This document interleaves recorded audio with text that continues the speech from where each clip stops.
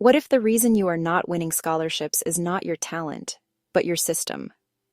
In the next 15 minutes, I will show you how strong international applicants stop guessing and start applying strategically. Let's start with one truth. Scholarships and postdoctoral fellowships do not all reward the same thing. Some care most about leadership. Some care most about research originality. Some care most about mobility, work experience, or the match between you and a host. And international applicants have one more layer to manage: eligibility, transcripts, language, visas, country rules. That is why this video is not just about writing better. It is about applying smarter. We will cover 8 moves: eligibility, funder fit, CV strategy, proposal strategy, recommendation letters, networking, interview prep, and visa and cultural issues. I will also give you one success story, one cautionary failure story, and sample lines you can use to shape your own applications. Most applicants begin with motivation. Strong applicants begin with constraints. Make a one-page eligibility map. For each program, check 5 things: citizenship, degree level, years since your PhD or bachelor's degree, mobility rules, and language or work experience rules. For example, chevening requires at least 2,800 hours of work experience. DAAD EPOS usually expects at least 2 years of relevant professional experience. MSCA postdoctoral fellowships require a PhD by the deadline, a maximum of 8 years of post-PhD research experience, and the mobility rule. MBO requires international mobility and, for many applicants, a recent PhD plus a first author paper. If you skip this step, you can spend weeks polishing an application that was never eligible. So do this first. Open a spreadsheet. Create columns for eligible, uncertain, and not eligible. And be brutally honest. Here's the mistake that wastes the most potential. Applicants write one generic personal story and send it everywhere. Do not do that. Instead, ask one question. What does this funder actually reward?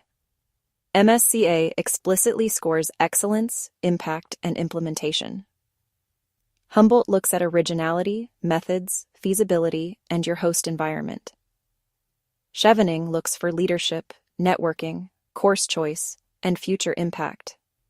That means your job is not to sound impressive in general. Your job is to make the reviewer's scoring easier. If a program scores impact, show outcomes. If it scores methodology, show design. If it scores leadership, show decisions you made and results you drove. This shift is huge. You stop writing, "I am passionate," and you start writing, "I built this, changed this, published this, or led this." Your CV is not a biography. It is evidence. MIT recommends putting the most relevant material high on the page and describing research with the goal, your contribution, and the result. For academic fellowships, common sections include education, research experience, fellowships and awards, teaching, presentations, and publications. If research is the main purpose of the role, put research first. If teaching matters, move teaching higher. And if the funder asks for a narrative CV, do not ignore that signal. Cambridge notes that narrative CVs are increasingly common in fellowship applications and broaden what counts as contribution.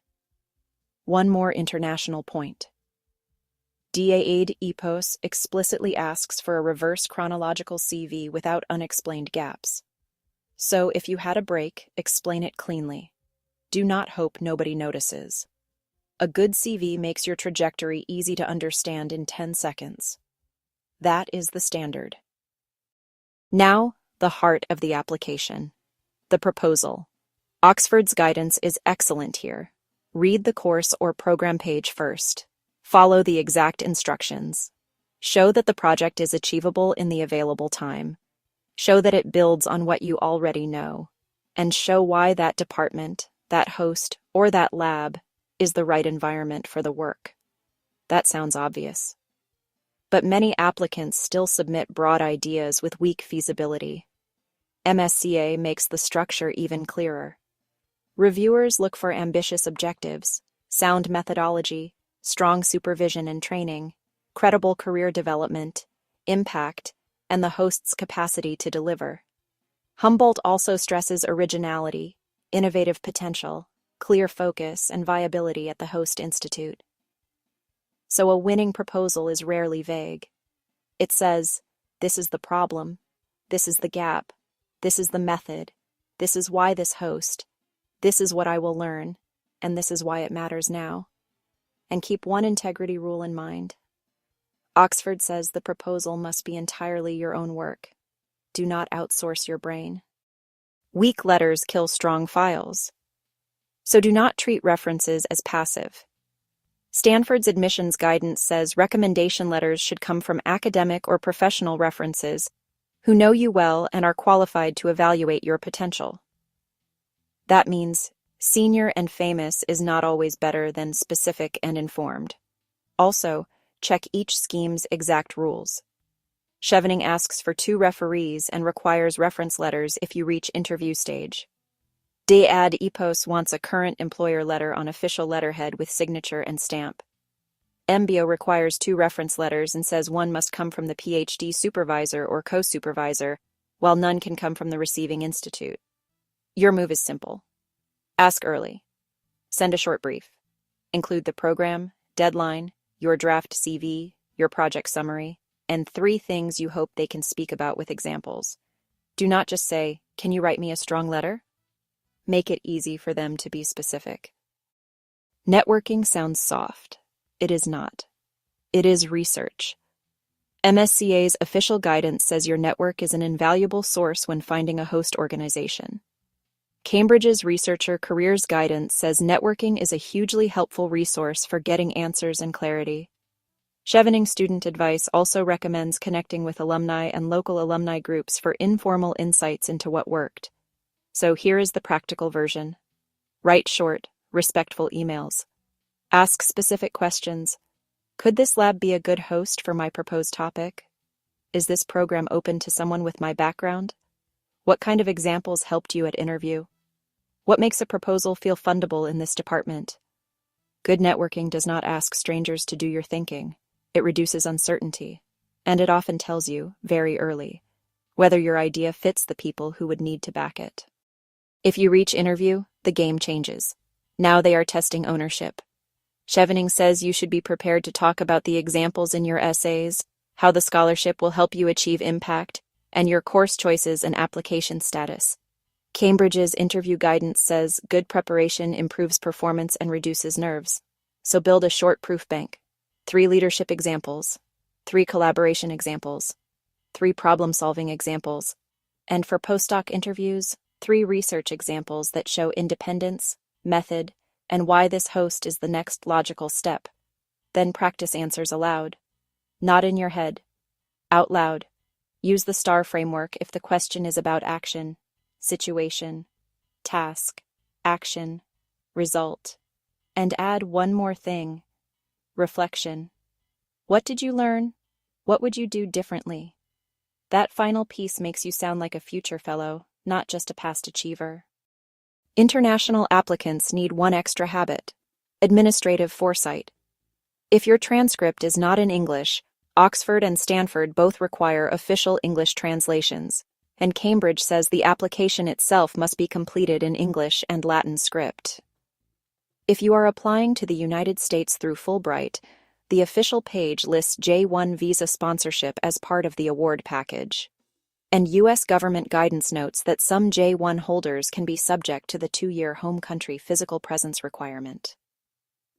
For U.S.-based scholar appointments, MIT reminds J-1 scholars that they may work only at the institution listed in their records unless extra activity is approved in advance. So do not leave this until after selection. Check translation rules. Check English requirements. Check visa sponsorship. Check whether your field, nationality, or funding source creates extra conditions. This is not glamorous, but it is often the difference between funded and funded but delayed. A quick success story. One engineering researcher described early fellowship rejections after the PhD, then learned to study what agencies actually look for. That shift changed the results. Later, the same researcher won 3 competitive grants in a row. That is the mindset I want you to keep. Rejection is feedback. Now the warning. Chevening's own reviewer feedback says many unsuccessful applicants weaken their case by giving vague examples, writing in fragments, and describing team outcomes without showing what they personally did. Chevening also says copied or AI-generated text can lead to disqualification. So here are the final red flags. Do not be generic. Do not be careless. Do not be late. Do not let your references drift. Do not ignore eligibility rules. And do not submit writing that is polished but empty. Let's pull this together. First, build an eligibility map. Second, write to the scoring logic. Third, turn your CV into evidence. Fourth, make the proposal specific and feasible. Fifth, manage letters actively. Sixth, network for information. Seventh, rehearse interviews with proof. And eighth, solve visa and document issues early. If you do those 8 things, your application will feel different. Clearer, stronger, more fundable, and more believable. Because that is what selection committees are really asking. Can this person do what they say they will do? If this helped, tell me in the comments which target you are applying for next, a scholarship or a postdoc fellowship. And if you want, I can turn this into a second video with sample outreach emails, proposal structures, and recommendation letter request templates. You are not behind. You just need a system. See you in the next one.